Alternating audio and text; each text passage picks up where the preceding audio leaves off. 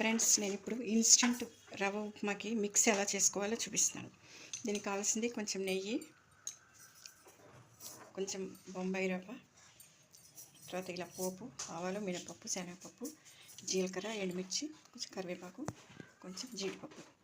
అంటే అల్లం పచ్చిమిర్చి వేయచ్చు. అది వేసవికాలం బాగా ఎండలు ఉన్నప్పుడు బాగా ఎండబెట్టి వాటిని వేసుకుంటే బాగానే ఉంటుంది. కానీ ఎలాగ అల్లం పచ్చిమిర్చి ఇంట్లో ఉంటాయి కదా, దాన్ని అప్పటికప్పుడు ఒక్కసారి అలా వేసుకుంటే ఒక అల్లం కొంచెం పొట్టు లాగా వేసుకుని ఉప్మా ఉడుకుతున్నప్పుడు వేసినా బాగానే ఉంటుంది.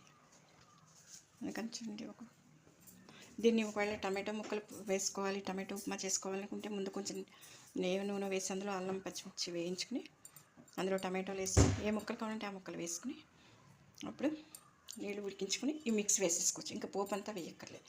ఇప్పుడు నేను చూడండి వేసాను, నెయ్యి బాగానే వేస్తుంది.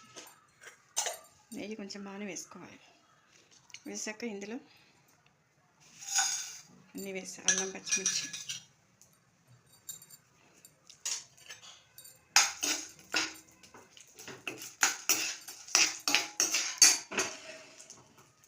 ఉప్మాకి పోపు ఇష్టపడతారు కదా కొంచెం, అందుకని పప్పులు వేస్తున్నాను కదా.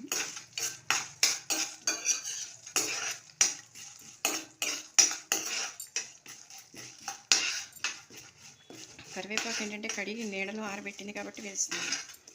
మీకు కావాలంటే అప్పటికప్పుడు కొత్తిమీర, పుదీనా కూడా వేసుకోవచ్చు.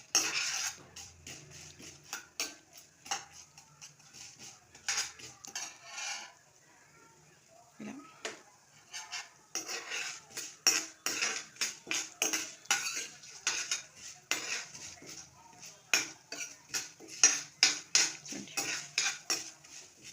మీకు ఇప్పుడు నేను ఒక ప్రయాణంలో మాకు ఒక పెద్ద ఆవిడ నాకు కనిపించారు.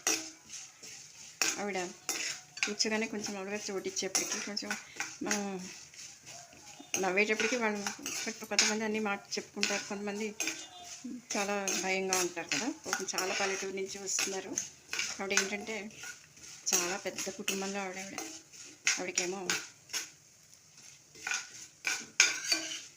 ఆవిడకి 5 పిల్లలట. 5 పిల్లల్లో జీలకర్ర, ఎండుమిర్చి వేసాను, కరివేపాకు వేస్తున్నాను, చివరిని వేస్తున్నాను జీడిపప్పు, ఎందుకంటే మాడిపోతున్నాను.